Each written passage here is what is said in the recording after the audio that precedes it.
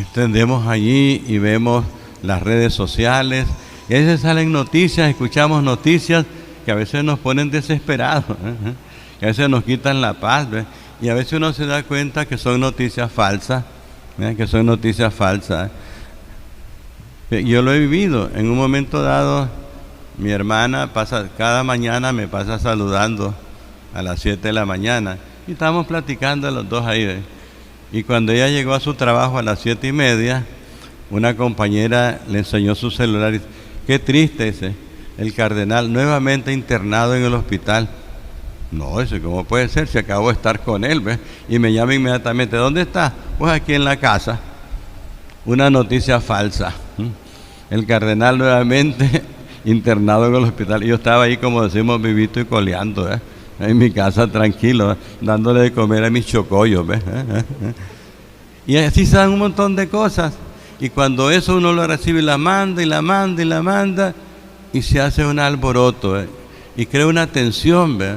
Porque es verdad que los medios de comunicación sirven para informar y nos ayudan muchísimo, pero desgraciadamente a veces hay otros que, yo estaba pensando, hacen como paquines, ¿ves? Y tratan de inventar cuentos sin ningún fundamento. A veces dicen los periodistas, de fuente fidedigna. Y un día me preguntaron a mí: es que hay una fuente fidedigna que dice esto y esto y esto. Pues fíjate que yo no la conozco, pero yo te recomiendo anda a esa fuente fidedigna y te aclare bien, porque yo no te puedo aclarar. No soy fuente fidedigna. Pero a veces ponen eso, fuente fidedigna. Entonces yo creo que es bien interesante que hagamos a un lado esas noticias que en el fondo no tienen fundamento. Y recuerdo una experta en comunicaciones que decía: muchas veces las redes no son noticias, porque una buena noticia tiene que ser corroborada, tiene que ser buscada a ver si es verdad que es cierto o no es cierto, y eso es importante, que nuestros periódicos serios van y primero ven si es verdad que lo que yo voy a decir, porque un accidente en tal parte a lo mejor no existe, pero el buen periodista va, investiga y dice si es cierto, en tal parte hay.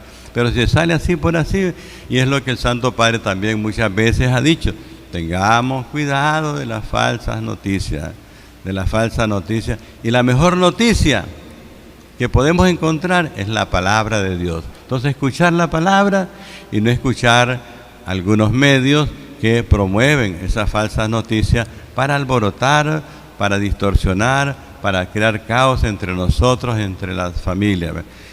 Hoy, pues, una bonita noticia es que el Señor nos llama, hablando de la palabra de Dios llega al corazón de cada uno de nosotros, porque conoce nuestro corazón. Hoy el Evangelio nos hablaba del llamado que el Señor hace a sus discípulos para que colaboren con Él. Está iniciando el proyecto de la evangelización, del anuncio del reino. El reino de Dios ha llegado. Claro, ahora el reino de Dios ha llegado, y Jesús necesita de nosotros para que otros conozcan esa presencia del reino, un reino de amor, un reino de gozo, un reino de alegría, y nos llama a cada uno de nosotros para que seamos promotores de ese reino. Y llama a los sencillos, no llama muchas veces a personas intelectuales,